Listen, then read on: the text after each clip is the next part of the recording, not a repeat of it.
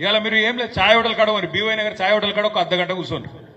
ఎన్ని తిట్లు అంటే అమ్మతోటి చెప్తున్నా, నేను ఎప్పుడు ఒక ముఖ్యమంత్రిని ఇన్ని తిట్లు ప్రజలు తిట్టంగా నేనే తినలేదు. ఇప్పుడు మనం కూడా 10 ఏళ్ళు ఉన్నాం ప్రభుత్వంలో, కానీ తిట్టుడు అంటే భయం కూడా పడతలేరు. ఇంకా మన కార్యకర్తలన్న వాళ్ళొకరు వీళ్ళొకరు అన్నా కేసు పెడతాన్రే, మా వాడు ఉన్నాడు అబ్బాడు అన్ని లేడు వాడు, వాడు అప్పుడప్పుడు చెప్తాడు అన్నా కేసులు పెడుతున్నారు ఇదైతుంది అదైతుంది.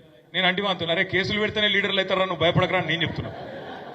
కేసులు పెడుతుర్రు అంటే మనల్ని పెద్దోళ్ళని చేస్తున్నట్టు రా వాళ్ళు, నీకు అర్థమైతే లేదు. కేసులు పెడితేనే సమాజంలో గుర్తింపు వస్తుంది, నువ్వు టెన్షన్ పడకని నేను చెప్తున్నా. మనోళ్ళు అక్కడక్కడ ఇట్లా అంటారు అన్నా కేసులు పెడుతుర్రు అని, కానీ ప్రజలు మాత్రం ఒక సెకండ్ కూడా ఆలోచన చేస్తలేరు. ఎవరన్నా పోయి గొట్టం పెట్టిర్రు అనుకో, అమ్మా ఎట్లుందమ్మా పరిపాలన అంటే ఇక మీకు చెప్పవలసిన నా నోటెమ్మడగా అట్లా రాదు. అది ఏం తిట్లు, అవి ఏం మాటలు, అది ఏమి మామూలు తిట్లు కాదు. ఇంకోటి రేషం ఉన్నోడైతే ఇప్పటికి బిల్డింగ్ ఎక్కి దుంకి చచ్చిపోతుండే. రేవంత్ రెడ్డి కాబట్టి ఇక నడుతుంది దుకాణం, కానీ రేషం ఉన్నోడు ఎవడైనా చచ్చిపోతుండే ఇప్పటికి. అంటే అంత గలీజ్గా ఏడవైన 6 గ్యారెంటీలు, తులం బంగారం ఏడవైంది, ఫ్రీ బస్ ఒకటేనా, ఆ ఫ్రీ బస్ కూడా ఏమందామని తిడుతుంటే